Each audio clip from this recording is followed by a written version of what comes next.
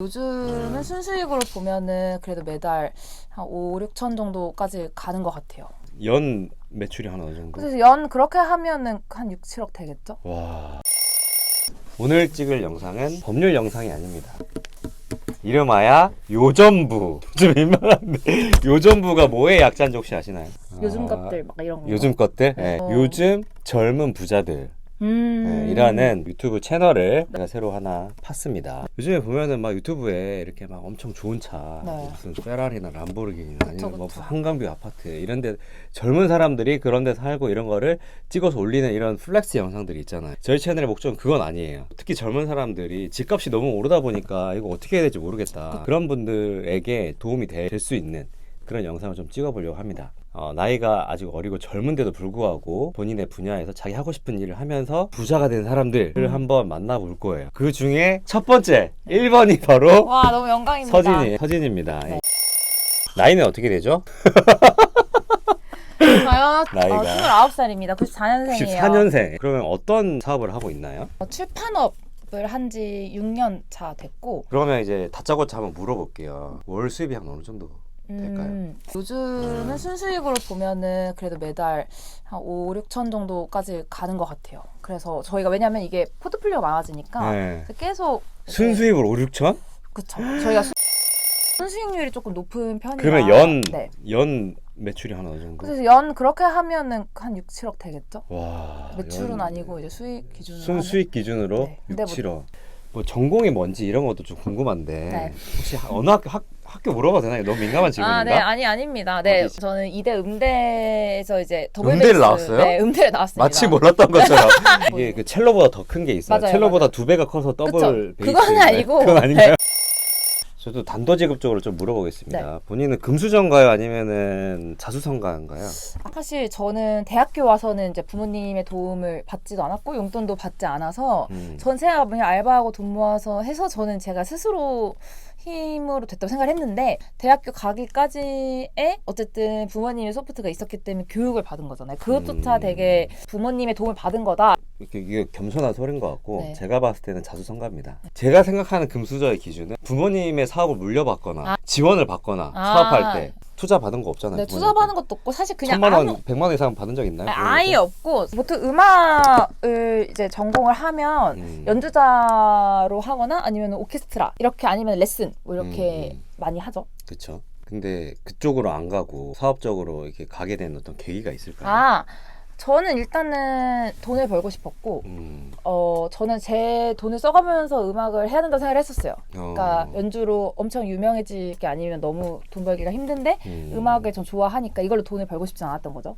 그런 생각을 하다가 원래 근데 본격적으로 사업하기 전에 22살 때도 사실 음악학원 막 6개월 제가 막 계약하고 빌려가지고 음악학원도 운영해봤었거든요. 아 진짜요? 네, 22살에 나름의 첫 사업을 시작한 거네요. 그쵸. 그게? 그때 막 전단지도 돌려보고 막 초등학생들한테도 나눠줘보고 막 약간 되게 저렴하게 나온 음악학원을 6개월 정도만 이제 좀 비용을 많이 내고 빌려서 이제 거기에서 제가 한 거죠. 제가 레슨 알바를 10명 이렇게 많았던 이유는 제 학기가 특수학교여서 레슨이 원래 별로 없어요. 근데 더블 베이스 그쵸? 그쵸. 그래서 저도 이것도 많이 안 막 하는데? 전단지 엄청 붙이고 네. 그때 막 네이버 카페 이런 데 제가 스스로 올리고 아. 그러니까 그런 거를 스스로 했었어요. 20살 때.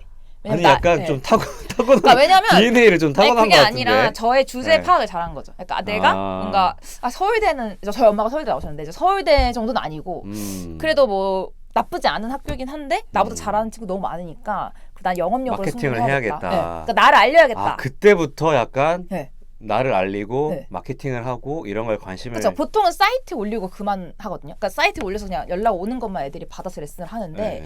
어차피 저희는 특수학기니까 많이 그렇게 유입이 안 되는 거예요. 네. 그래서 이제 저 같은 경우는 사이트랑 어느 사이트? 그러니까 뭐 레슨을 구하는 사이트 그런 것까지만 하지 보통 자기가 이제 네이버 카페에 올리거나 네이버 아니면은 카페라면 어느 카페 뭐 올렸어요? 예를 들면은 그냥 음악을 좋아하는 사람들 그러니까 그때부터 그냥 더블 베이스를 누가 배우고 싶어 할까에 물음표에서 이제 그때부터 처음 막 글 쓰고 한 거죠.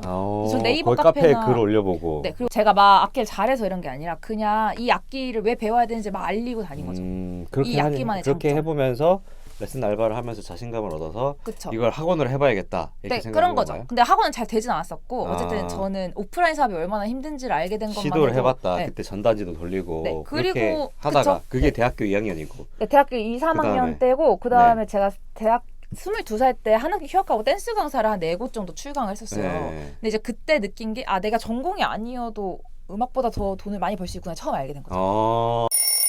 내가 좋아하는 걸로 돈을 벌 수 있네를 댄스 강사로 되게 중요한 포인트가 나왔네요. 이게 자신감을 가져서 그때 마인드가 완전 바뀐 거죠. 그래서 대부분 많은 분들께서 요즘 대학을 가면은 네. 전공을 뭔가 연관된 걸 하고 싶어 하잖아요. 그쵸. 물론 그렇게 할 수 있으면 좋은데 꼭 거기에 뭐 매몰될 필요는 없다. 그런 걸 이제 깨닫고 그 다음에 이제 어떻게 된 거죠? 내년이 23인데 대학교가 이제 졸업할 나이잖아요. 네. 근데 제가 원래 생각이 많은 성격인데 이게 너무 힘든 거예요. 그러니까 미래에 대한 불확실성이라는 게 남들이 느끼는 스트레스보다 제가 제곱이 몇 배가 많았어요. 나는 원래 음악 감독이 하고 싶다라고 막연히 말만 하고 다녔는데 준비를 하나도 안 한 거죠. 네. 그래서 음악 PD는 어떻게 되지? 막 찾아보려고 하는데 음대 졸업 후에 할 수 있는 직업군에 관련된 자료를 찾을 수 있는 게 거의 없는 거예요. 그래서 저는 제가 읽고 싶은 책이 없어서 네. 그걸 만들자고 생각한 거예요.